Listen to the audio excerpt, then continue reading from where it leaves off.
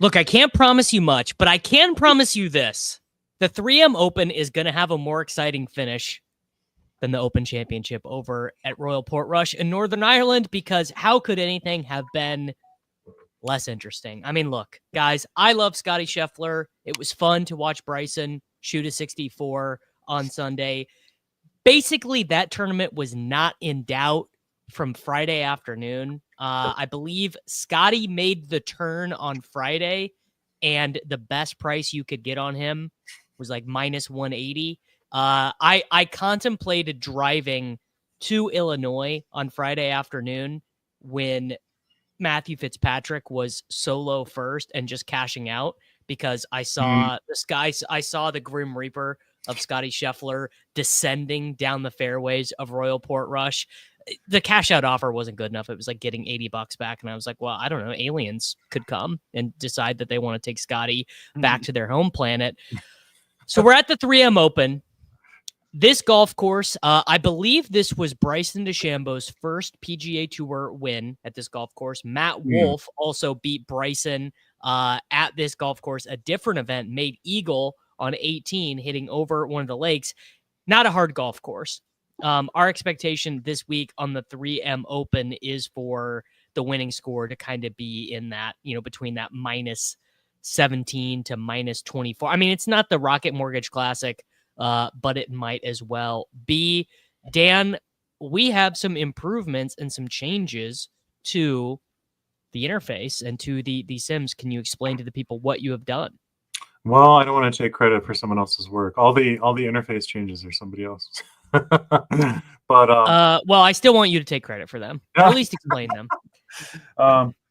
Let's see. I actually don't even remember what we did when. I've been working on so many things. Let me take a look.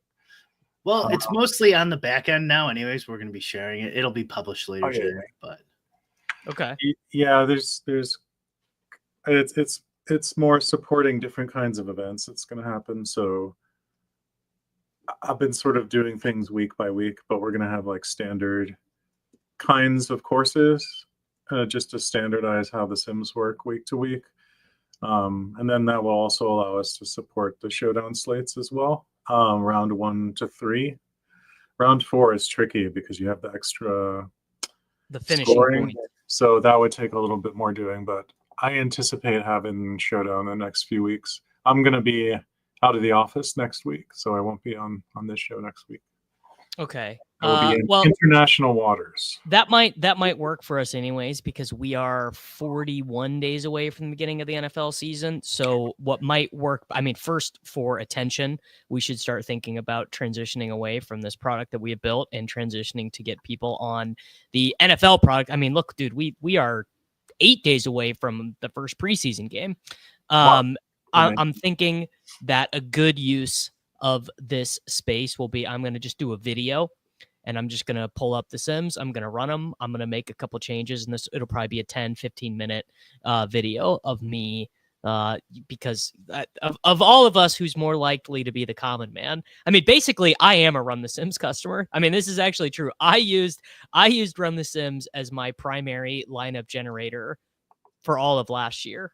So I have a good working familiarity with the tools. Brian, do you have a succinct analysis of what has changed on the website for the users? Yeah, it's not a ton on the front end for people to see. It's in the summary table. There'll be some more information for users to use, like what their top 150 exposures are, and easier to see ownership, stuff like that. Nothing huge. It's on back end stuff that I don't think they care about. Yeah, well, fair enough. I pull my hair out trying to get this stuff correct, and like there's like hardly anybody who notices or cares, but that's okay. Yeah.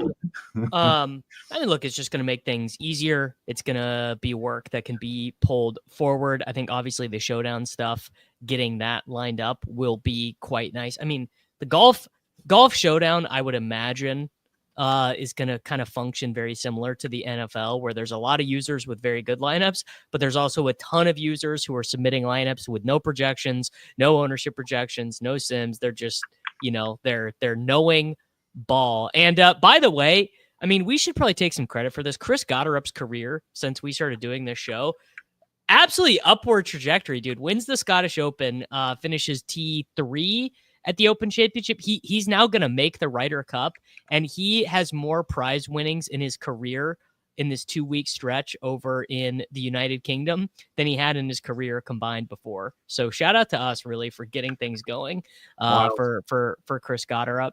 Brian, where do you want to begin messing with the Sims this week? Well, first we got weather. It looks like there's barely any difference. It's a tiny little tweak. It almost doesn't. 0.07 strokes predicted for Data Golf. The projections we're using are from Drew at Fantasy Golf Bag. Maybe we should quickly peruse these to see if you see anything you don't love, Davis. Yeah, let's do it. We'll go by salary here. So it looks pretty clustered up top here. It does look pretty clustered. Interested to see. I just frankly, I think I disagree with the idea that McNeely and Gotterup are that different. I would either bump Gotterup up a point or McNeely down a point. Fowler's tough, man. What do you do with Ricky Fowler, who is not as bad as he was, but his strokes being gained right now are not what I would view as being particularly repeatable. It's not off the tee, and he's not gaining distance versus the field. Probably in a crappy field, he probably gained strokes off the tee. But if you look at all of his events where he, had to play against real golfers, he's not gaining strokes a ton off the tee. I just gut looking at this. He is 63. I don't know. I think probably. I'd probably put Finau ahead of him. Finau just played very well, actually, at the Open Championship. I think either we ding him a point or we ding him a little bit in Pion, because I think the golf field has sort of moved past just playing guys because they know their names. Maybe 4 years ago, Ricky Fowler playing this poorly, but I priced at 9,500. I mean, honestly, for the people who play PGA DFS, isn't Siwoo Kim a bigger name for people who play PGA DFS? Really? Probably, yeah. Yeah. But I'm looking at the consensus ownership I gathered this morning, which might have some noise in it. It's looking like 12.5% for Ricky. Okay. But that doesn't make it right. No, fine. What about McNeely and Gotterup? McNeely, yeah. So I think you got to bump Gotterup points and ownership. Well, compared to Data Golf anyways, they have a 5-point spread between the two. We have a 4-point spread. So Gotterup is a little more scattered ownership. Out of my 4 sources, I see a 19, a 25, a 24, and a 23, which gets you about 23 average. And I think McNeely's a little tighter. Yeah. 24, 23, 24, 28 is the outlier. Yeah. Okay. So we would be the highest. So let's be the highest, but not too much. It's 28 or 29. How about that? That feels intuitively correct to me. I mean, my thought would be that Gotterup ends up being the highest owned guy. That might not be true. Maybe it will be McNeely, but Gotterup just says he's got all the pub. He's won no wins since the RSM Classic for McNeely. I think that's the only win that he's generated in his career. It's pretty close. I mean, McNeely is also a name for the PGA DFS heads. So I think it'll be a good test for the health of your contest that you're in.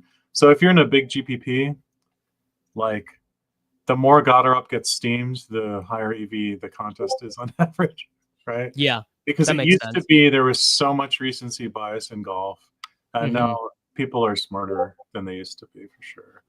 Is the edge now going the other way and just saying, dude, I'm playing DFS. I'm playing DFS like it's 2018. That guy's playing good right now. I don't even know. Maybe. I'll tell you, I did 2 contests last week, 2 GPPs, And as an experiment, for one of them, I did my old process.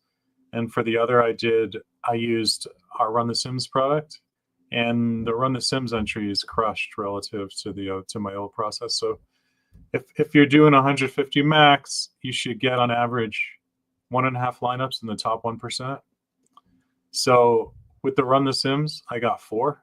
And with my old process, I got 0. So it was much, much better. In the Millie, I got like 82nd or something out of 100 something thousand, which is pretty top. Better than me. 0.1%. Bryson coming back helped, I'm assuming. It certainly did. Yeah. My goodness. Yeah.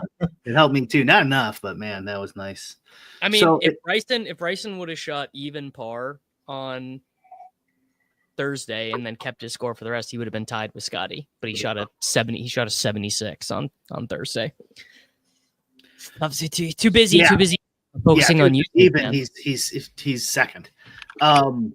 Next group here, Jake Knapp. I've heard a lot about. Yes, Jake Knapp is sort of your not in general, by the way, like other tweeters, podcasters, stuff like that. I've seen his name pop up for this week.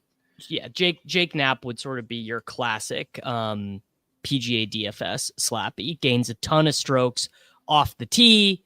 Does not putt particularly well. Let's see. Right now, he's gaining on average about a stroke and a half per round off the tee, and putting. Actually, shout out to Jake Knapp. Figured something out. He has gained strokes putting in more than half of his events this year. So he's kind of. I guess he's kind of figuring the short stick out a little bit. But he would be. I wonder. I mean, I guess if this is actually his projection, 59.8, then maybe that is a little bit more reasonable. But my sense is he might be a smidgen under-owned. I'd maybe move him more like 15. Well, he's all over the map on my sources for ownership. I got a 14, a 16, an 18, and a 22. So okay, yeah, I think we should definitely move him up. I agree. I think like 18. How about?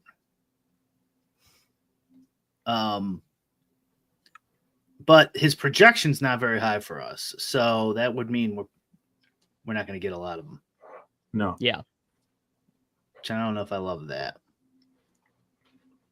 I think that, I mean, we might. I think if we move his ownership up, I think we should also move his projection up a smidgen. Let's just move him up a point. Yeah, let's move him 61. Yeah, 61. Yeah. I think is reasonable.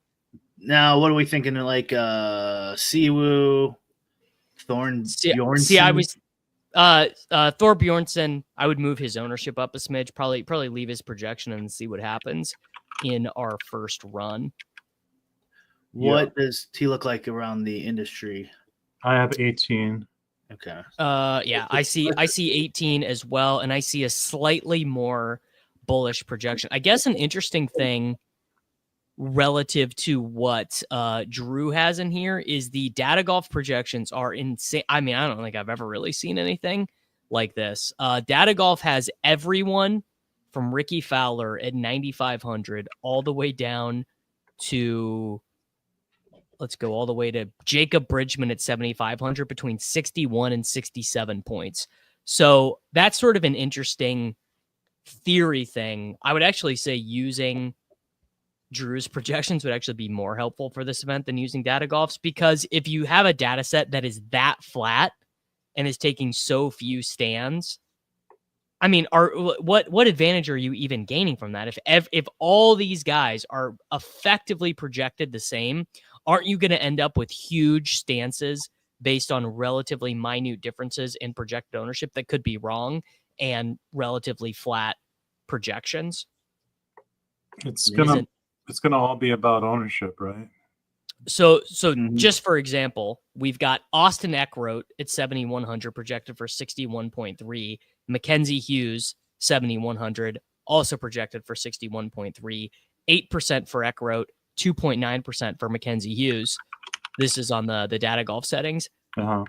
I mean, that is just going that. I mean, basically, you're going to throw that into the computer, and the computer's going to be like, well, you should never play Eckroat, and you should play Mackenzie Hughes a ton because that's all the information you're giving it. And I mean, I don't know if that is right or wrong.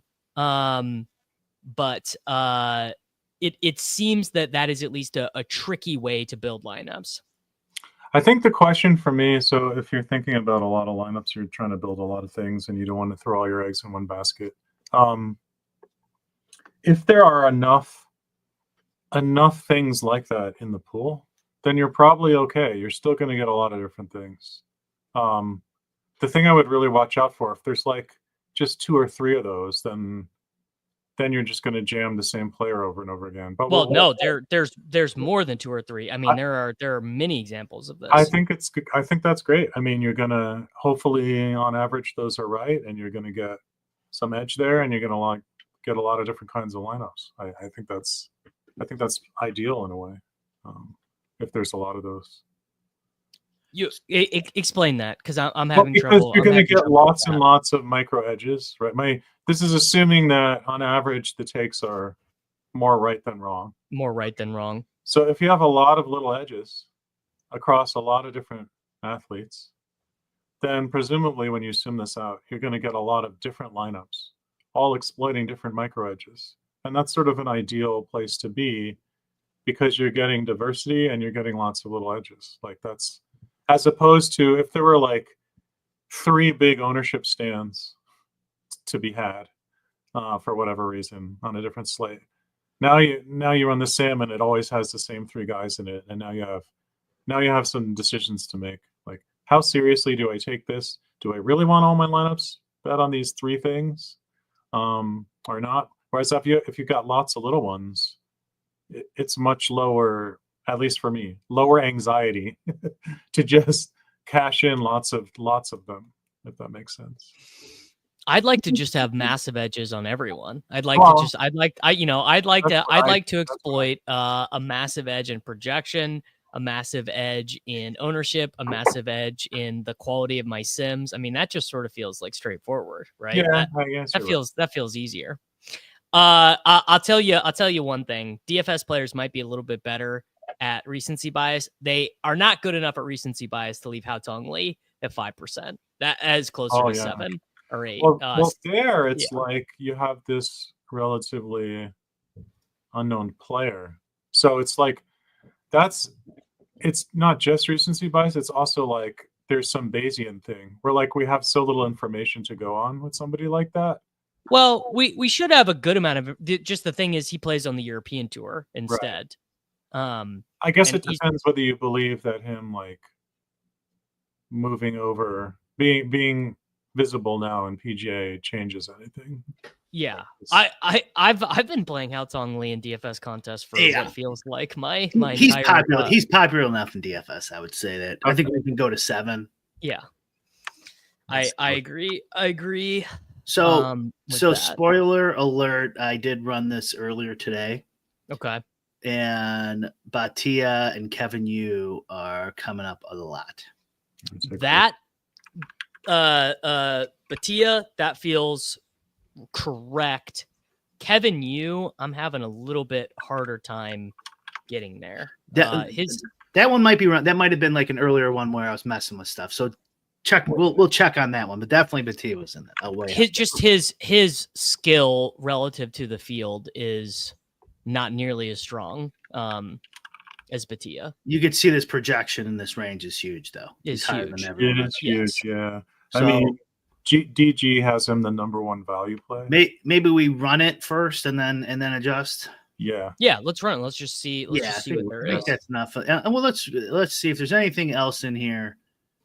Sam Stevens is set 10%. I like Sam Stevens, but yeah, Bezenhout, Putnam. Bezenhout is a classic. That looks PGA like DFS that's it. Guy. Bezenhout and Hudson. Oh, I mean Putnam. Yeah, in the lower range. Bo Hostler showing up. Wow. Don't see a ton of that. My boy Benny Ann down to how the might. I still follow him on Twitter. Look at this. Fowler Fowler did play well at the Open Championship. Fowler beat Finau at the Open Championship. That is true.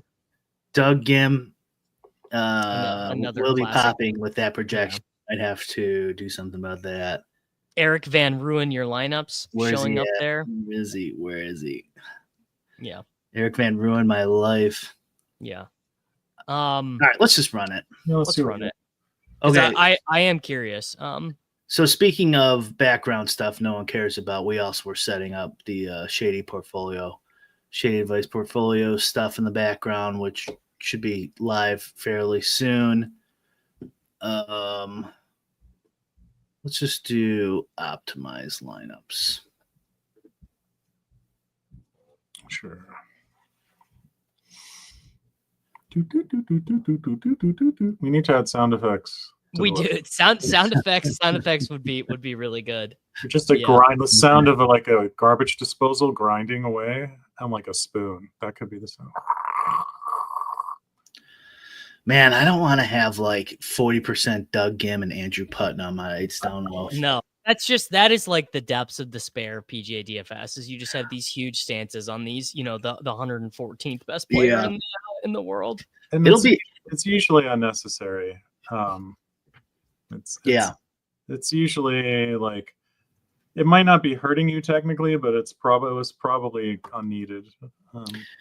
It'll be interesting to see what Shady's code does to change the structure of your portfolio.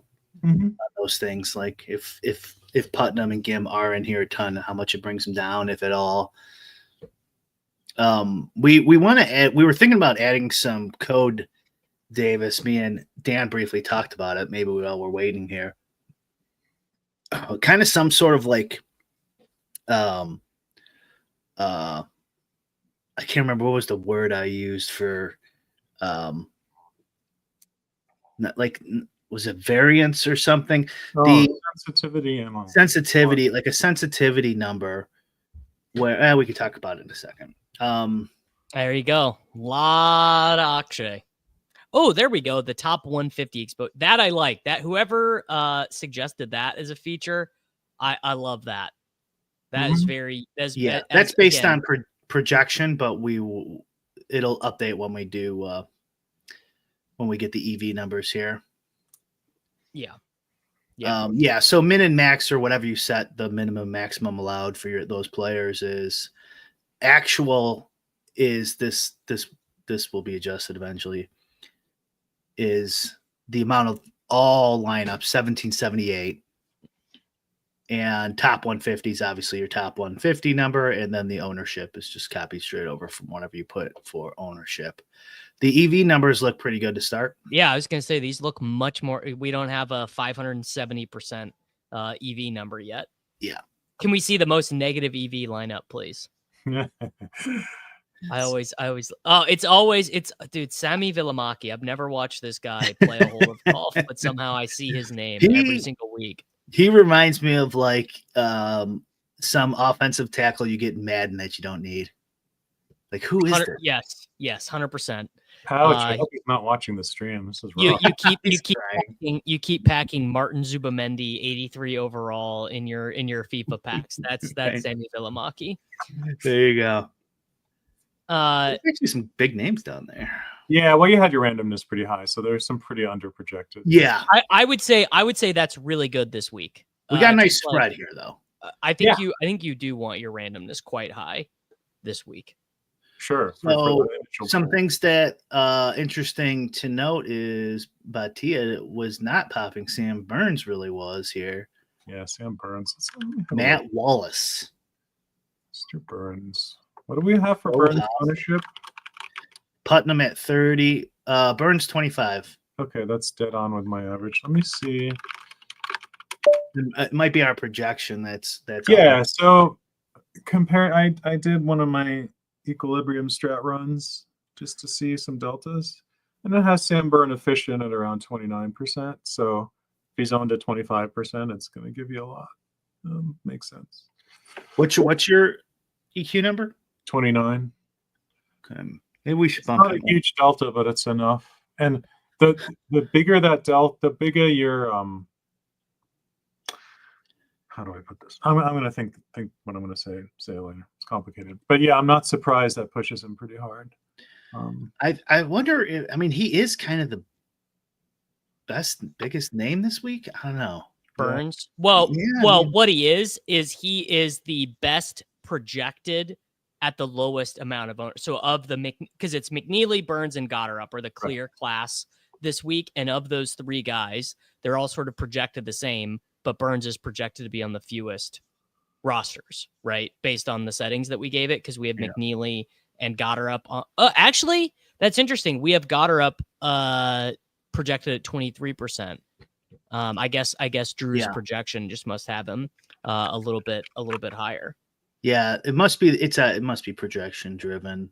Matt, what about Matt Wallace? Oh yeah, so we got Gim here too. I want to lower. That's Gim. A lot of Gim. Yeah. Let me look at the Gim number. So Doug Gim efficient according to one. Gim, Burns, and Wallace. Those are the three names I think we need. So Burns 77 points. Should we change either of these two numbers here? Let's see. I think we just tweak points down on Wallace. 65 feels rich there, and then we do ownership on Gim, because Gim is I mean, it's so funny how these things flow downhill, but Gim is kind of always over projected, in my opinion, by Data Golf, which then leads to him being a smidgen over-owned by the field, because everyone either uses Data Golf or checks their work against it. It's kind of a snake eating its own tail thing with golf. Another option is we could just set this max to something lower on these guys if we don't want that many of them. And there'll just be fewer lineups to grade. I like that. I think we set a max. Okay. So if we set Wallace to like 15%, you'll still get a shit ton of them. Yeah, that's fine. It's fine to have 15% of him. And does that, I guess, that's 15% of lineups built. Right. So if those 15% are like the best 150, then he could technically still be. Then you get a bunch of them. Yeah. Yeah. But it's just gonna artificially lower them without adjusting projections and ownership. If we're happy with those numbers, Doug Gim, on the other hand, I think we should adjust these numbers and max. 46. Like isn't it? I mean, DFS still kind of likes Doug Gim. I think they do. I think we could give him another point or two. Just 100%. Okay, let's just go 11 here. And drop him down like half a point to 64. Okay. And move this to 15%. And then Sam Burns. What do we want to do with Sam Burns? We're getting 65% of Sam Burns. Do we like that? Do we hate it? I think we just bump the bump the ownership to 8 to like okay. So I'll do 29, and then when I normalize, it'll go down 28.81. How about that? There you go. And I think maybe bump Goddard up to 23, then click normalize or something. Because it feels like if we have, well, that actually should. If it's 77, 75, 71, that should take care of itself. And the best projected guys, should be the most owned. Yeah. So let's just take away that 0.7, just a little bit. Okay. Yeah. 1778. Wow, what a year. Very specific. Let's rip it. So the extra column we want to add, and we're still discussing how to do this, but basically a number that shows some of the things where we test live, where like once, like I guess you weren't on the show, but like when Scheffler was just popping, although he does this almost every week anyways, where Scheffler's popping and you drop his score 6 points and he's still popping. Well, we did that for the Scottish Open. Okay. And we ended up being wrong that time, and then it would have been right the next week, right? Right. But the point is to add a metric that quickly shows these changes. So for example, the counter example would be like, let's say you're getting 40% of Doug Gim, but you drop him 1 point projected, and now you're getting 5%. Well, he's a very fragile player, right? Like his projection and ownership really determine how much you want of him. You might not want 40% of Doug Gim if just a point or so drastically changes your exposure in the 150. And so the number would be just a kind of rough ballpark of how strong that play is in comparison to all these other options and all these tons of sims going on, right? And all these variations, and basically just saving you time from going back and testing stuff. Okay. I like it. I thought about that. We talked about this yesterday offline. And the more I think about it, I think it needs to be its own tool, which would be useful to have. It would be like a separate tab here. And it would run some experiments. It would basically like do a poor man's version of what we do on the show and try to change some values around and see how much it moves things. Okay. Yeah, my hope was that he could figure it out. This looks much better, by the way, the exposure, but he could figure it out from just everything we're already doing. I don't think I can. Yeah, okay. I don't think so. But I'll have to think. So look at Matt Wallace. Still way up there. Still 41% of the top 150 lineups. This is a pretty excellent example of what I just was talking about. We moved Burns down 0.7, right? Now we did change some other things, but we raised Goddard's ownership, which should only help Burns, right? And he went down 20% in your top 150. So like that guy, so he would preferably that number would show like this beforehand. And we would be like, oh shit, we need to do something about Burns, because if we just adjust something either way, he's going to drop significantly. And Wallace would be the opposite. It looks like Wallace seems pretty robustly strong compared to all the others. All right, let me check the Matt Wallace data and see if I think see if we're making a mistake one way or the other. Matt Wallace ownership all over the place on Matt Wallace. Okay, then that's probably a number we need to adjust. I gotta be honest. Matt Wallace feels like a particularly bad play. This dude has not been playing well. Yes, I don't hate it. I just don't want 41%. Right. No. I think zero. I mean, this is just you're done on Thursday with this. I was gonna say, well, either you're done on Thursday or you're saying you're just putting your down payment down on your Ferrari. Yes.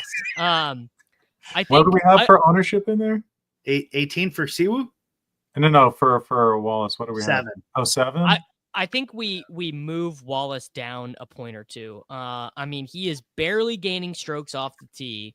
He is losing strokes on approach. It's kind of all putting and around the green, which feels like it just absolutely doesn't matter at this golf course. Like if you are not, I would predict the winner of this tournament gains over a stroke and a half per round off the tee and probably a stroke per round putting. This is a hit and giggle, you know.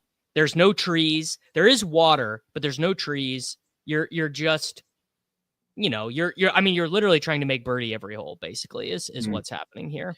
So we should boost the ownership while we're here. Why don't you give it's closer to 9 in my aggregate. Okay, let's just do 10 then, and then normalize it. It'll be 9 something. And then we want to drop up to 64 here, Davis. What do you think? You want to go all the way to 63? I think 63.5, and we bumped his ownership to 10, and then we click normalize. Yeah. Done and done. Yeah. Let's just look at these results really quick. Anything else stand out? I like Sam Stevens, but I'm biased. All of that kind of looks fine. I wonder if McGreevy and McCarty, if we bump their ownership just a hair. Let's check that, Dan. McGreevy. We have him at 3. Yeah, that matches mine. Okay. And what's the other one? McCarty. McCarty, I have 4. We have 5. Okay. Yeah. Yeah, it's not. This McGreevy seems a little McGreevis. I'll leave. Now, these like I would say in general, like if you're using a competitor's sim, it's probably just not going to work for small field stuff. But the way you do it is just boost the ownership to all the good plays. This sim product just has the ability to sim for a small field. It's pretty easy. Go here, change the ownership to what you think the small, unless you have projections for ownership for your small field. It's going to be this is for the huge fields. We're doing this for the huge fields. So like basically the good plays are going to be way higher owned in any small field. Make sure you get those as close as you can. You can press a little normalize button and it'll do the math for you and adjust other people. Yeah. So you leave the projections, change the ownership, and then, build your lineups however you want. With generate lineups as the optimizer lineup factory, will make 5,000 quick ones for you. And under here, you click run the sim and then select the field size closest to whatever you're building for. One little tweak you can consider. So if you're doing a satellite, and those are usually winner take all or very close to it, you could actually select the next largest sim size would be my recommendation, because 100-man winner take all strategy wise is going to play a little bit more like a larger contest because it's winner take all. Because in theory, you need to be getting more different the more top heavy a contest is. Most of the time, all the contests we play are like similarly top heavy. It's like 20, 30% to first. But if it's like literally 100 to first, that's enough to move things into the get more different category. So if you want to, I would probably run it for the size you're playing and then one size up just to see how different that looks. Just an idea. Yeah, I agree with that. That makes sense. Yes. Let's here after this, let's run one for a small field, and I will just go submit my lineup. One of them at least. Well, we're gonna have to do all the ownerships. Yes. Before we do that, we have McGreevy to deal with. Oh yeah. Are we okay with Bull Hostler at 25%, 7% owned? That seems like a lot. That seems like a lot of Bo Hostler. I only see 9% on my aggregate for Bo. 25% exposure, 25% exposure. Oh, okay. You know what? Old Hostel Daddy is actually playing pretty deep right now. Like, I mean, obviously he's Bo Hostler, but yeah. I mean, the EQ ownership I have is 15.5, so that's a pretty big delta. Wow. Okay. There you go. McGreevy. Where is he? Do we want to just drop him like half a point or something? Yes. Yeah, as opposed to messing with. Yeah, just get him done. He's 22% seems a little. I won't say it again, but yeah, egregious. Okay, yeah, sure. And also, I would make more lineups probably, and maybe raise the salary up if I was doing this myself, because it's pretty unlikely you're going to want a 48-7 lineup this week. Yeah, that's more just to get it to run. Yeah, right, exactly. I was going to say, we don't want to sit here all day. Takes long enough to make these 2,000 lineups. Somebody asked earlier about, do you mess with salary constraints as a way to get different? I do not. The only I wouldn't recommend that, except perhaps in the smallest of golf contests, like those weird 60-man events or something, where there just aren't that many ways to make lineups. There are just only so many permutations. Yeah. Mm-hmm. But in a typical golf contest, there's so many freaking lineups you can make. Even if you take a lot of stands, X out a bunch of guys, boost, you're still going to have so many combos. And like, think of it this way, like the more athletes are in the pool, the more likely it is you're going to want to spend all your salary. Well, and it's also like that thinking, the old, do the salary constraint to generate uniqueness. That was like 2019 Showdown, where it was kind of pre-sim. Like theoretically, it was the guy who got caught colluding. Who was that? Many such cases. And it was So was it Ryan Dowd? It was like Ryan Dowd or somebody, and he got caught or not caught, whatever, like with his partner, and I don't think Doubt ever had a partner. and it was somebody. It might have been Dowd. I should look it up. But his tweet was he got free Millie Maker lineups, and he didn't know what he was doing, and so he just lowered the threshold so he wouldn't dupe anybody. mhm. And I think that kind of popularized it. It was somebody smart, somebody good at at least poker.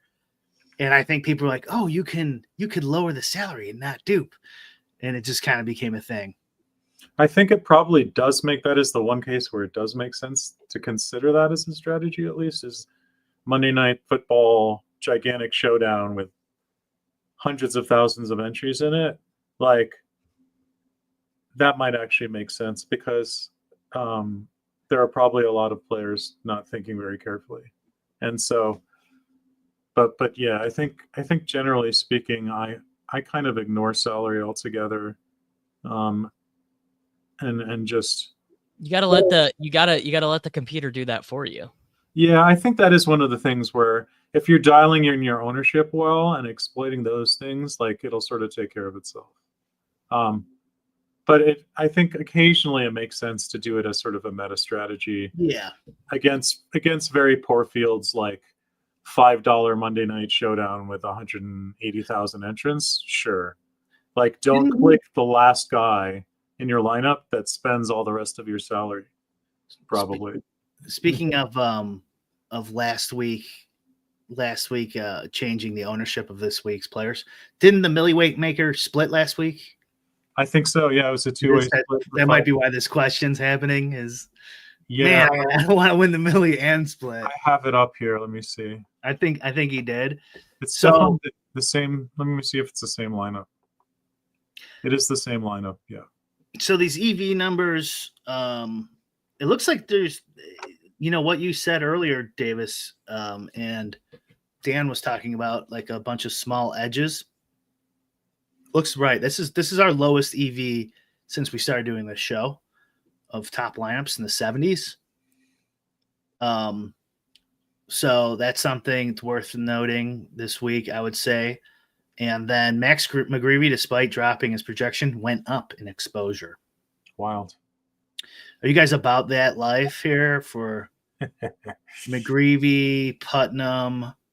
I mean, I don't hate like Doug Gimm at 25 and Putnam at 31. I think I could live with that. There's one thing we should look at real quick, which is the delta in EVs between lineup 1 and lineup 150. Can you just scroll down? Yeah. So it goes from 98 and then it goes to, all right, that's a pretty reasonable spread, actually. Yeah. How about what did the next 150 look like after this? How far down does it go? About 10% more. Yeah, another way you can do this at a meta level, because as I've talked about a million times, like sometimes you make a change, it makes a big difference in exposure, but only a tiny difference in EV, which you'll find in computer solvers of all kinds. It's like, oh, this thing is better, but just a little bit. It's like, well, it's still better, so I'm going to take it. So one thing you can do, if you're having trouble getting as diverse as you want, you can just slice up the outputs in buckets of EV. So you say, I'll take the first 20 in the top 100, and then the next 20 at 200, and the next 20 at, you know what I'm saying? So you get different slices. And that's what I would do if like I don't really think these differences are as big as the tool says, which is always true. Because whatever tool and projections and ownership you use is going to have some opinions in it, right?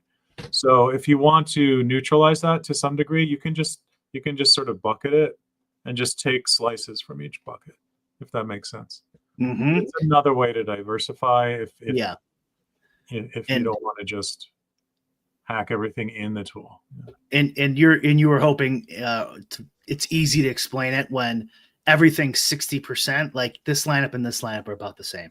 Yeah. So it doesn't really matter if you want more diverse and these lineups are completely different than each other. That's a great way to diversify, but also all these sims are going to, since they're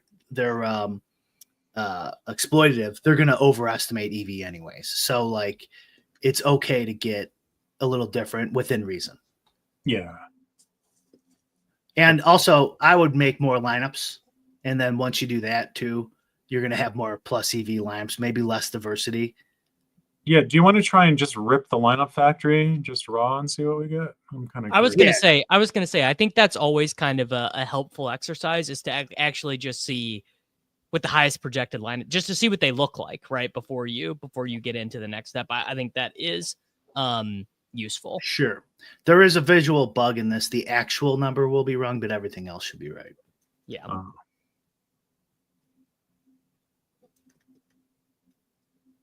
I really wonder, like, again, projections are so flat this week. I'll tell you what, it's a good week to be a golf ball knower. Like, if you just really, or you're like, oh man, I've played this course or whatever. Like, we have Johnny Two Bets who's like talking about the course in here, about the projections being so variant here. Like, again, if you're like, oh man, like, dude, Bo Hostler, he's got this great cutting shape. It's going to work on the 4th hole and the 8th hole or whatever. Because the projections are so flat, you can gain an edge doing that this week.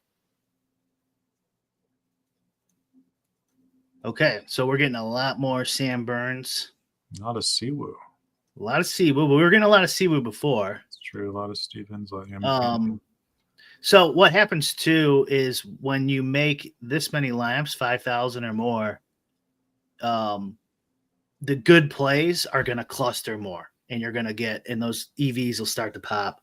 Yep. For the same reasons Dan was just talking about. The computer's like, oh, this one's a little better, so I'm going to count that one. Yep. And this number is a visual bug, so just ignore that. It'll be fixed soon. McGreevy again. A lot of Matt Matt Wallace in these top lineups. And this guy, Takumi Kanaya. Every week he plays, Brian. Takumi Kanaya. We get so much of this guy every week. There must be a secret going on there that I don't know about. Yeah, what's his we have to have something wrong there, because my efficient ownership is only maybe sometimes, let's see. No, they got him pretty high over here too. What does the ownership say? Like 2%, but look at this. Oh, that's too low, I think. 40 cut. 40, I think that's the problem. Top 5 at the CJ Cup, right? Byron Nelson. Oh, well, maybe it is right. Top 18. Wow, that's not bad here. So that's an example of a theoretically high EV but very volatile play. So, like my consensus ownership is around 2%, but if you believe, say, Data Golf, he should be on closer to 6 or 7. But the thing is, those are very volatile things to take a stand on.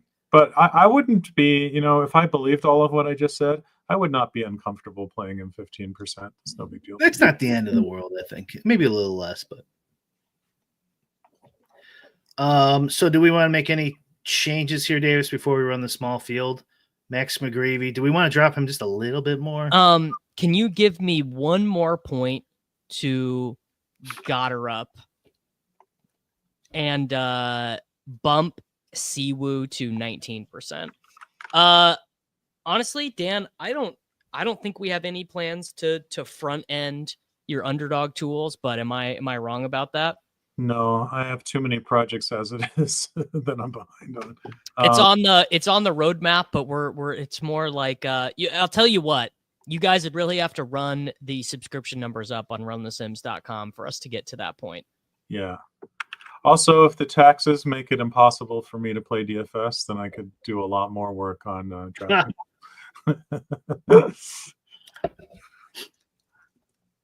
That would honestly, that would be the biggest motivator for me to spend a lot of time on drafting games. Is the tax regime.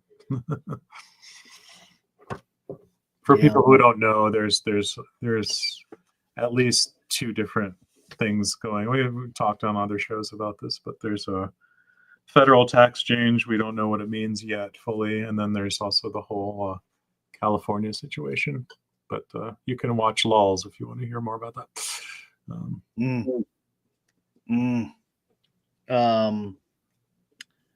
Okay, so you want to run a small field, Davis? Yes, I do. Should we lineup factor it? We're going to need to adjust ownership drastically. Yes. Well, shouldn't to some degree, like not that's like the contest that I'm going to enter it in has 2,941. Oh, okay. I would So say we that's a shouldn't- medium contest. Yeah, that I don't think we have Yeah, to you tweak it all that much. Probably a little, but not a ton. Yeah. Yeah. Okay. What was I gonna say? No, I can't remember.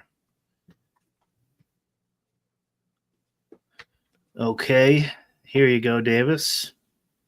Give me the top Goddard over Burns. God. Well, no run, Burns or just top Goddard. just top Goddard. Maybe maybe it'll be Now he's back on Goddard, ladies and gentlemen. Did I screw I was never. You were off for 1 week. Yes, you were. I didn't. You know what? I got to be honest. I did not think he was going to play that well at the Scottish one. That was surprising to me. Just search for Goddard. It might get you. Yeah. What am I doing? Yeah. Exclude Burns in your mind. Dude is eye searching for So that Chris fourth lineup has no Burns if you prefer that In one. 2025. There we go. Burns, Akshay, Goddard, Gim. God, that's all the guys. That's literally every guy we talked about. Burns, That's Akshay, who it Goddard, likes. Gim, Wallace, Takumi, Kanaya. Wait. Here you go, Davis. Matt Wallace. Where's my boy Siwoo? Siwoo. There we go. There's a Siwoo Goddard up. That one looks better to me. Kevin Yu, Sam Stevens, Siwoo Kim, Chris Goddard, Doug Gim, Max McGreevy. That's very low cumulative ownership as well. It is. That's why it's made up for its projection deficit. You can see there. Okay, I'm gonna do that one actually instead. Which one did you do? I'm gonna do Goddard, Kevin Yu. I forget which max there is. There's 3 highly projected maxes. Max McGreevy. This one? Yes, Max McGreevy. Like Doug Gim. I'm begging you. Don't dupe me, bro. Sam Stevens. Don't dupe this man.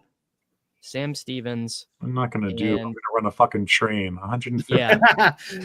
Your contest. Well, it's a small field, so I can't do it. I'm begging you. Don't dupe me, bro. All right, Brian. Should we build one of yours, then get out of here?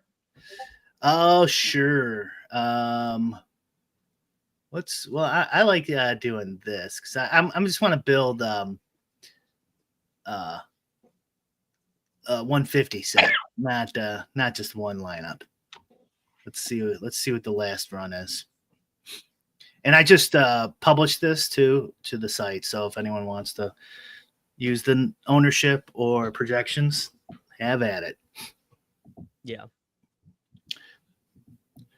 Our insightful changes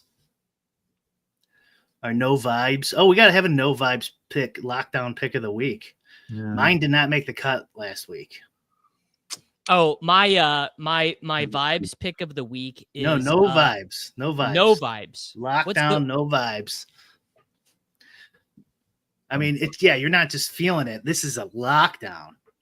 Can't miss. Lockdown, can't miss. No vibes. I'll go Michael Thorbjornsson. Nice. Guy's actually killing it. Has gained distance on the field off the tee in every event he has played this year. I mean, dude, off the tee, he might be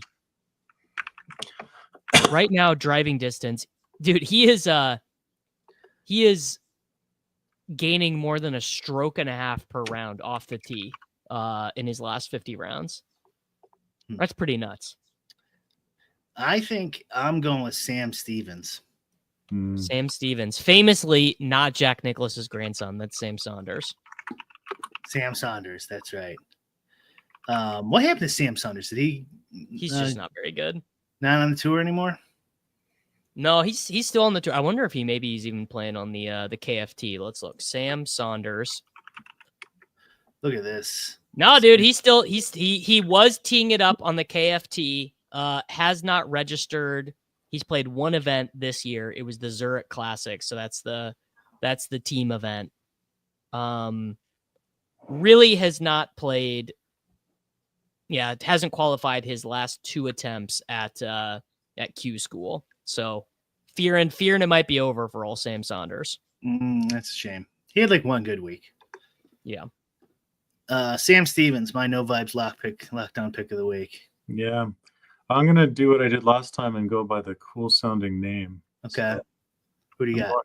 Rico Hoey. Oh, wow. Going all the way down the board here. All the way down. Hey, he got 8th in his last outing, so not too Rico Hoey. Doesn't seem like much of a putter, this guy. The Sims aren't loving Thorn Bjornsson, Davis. Just so you know. That's why it's vibes, dude. Oh, it's supposed to be no vibes, Davis. No vibes. Yeah. Just like picking Tiger, in his prime. You don't need vibes to pick Tiger. Well, then my no vibes would be choosing Gotterup, I guess. Okay. Like that's just like the dude's. Yeah, just no good. vibes. Yeah. I want to see this Rico Hoey fella really quick. Okay. He's 8% owned, huh? Okay. I thought he would be lower than that. All right, there you go. Got her up. Sam Stevens, Rico Hoey. I don't know. I'm pretty happy. I think with the exposures, I'll probably run this a couple more times with more lineups. Maybe make some exposure changes, but I'll probably run with this stuff. Yeah, I will make some. I made some ownership adjustment changes last time. Later in the day, I think is what I did.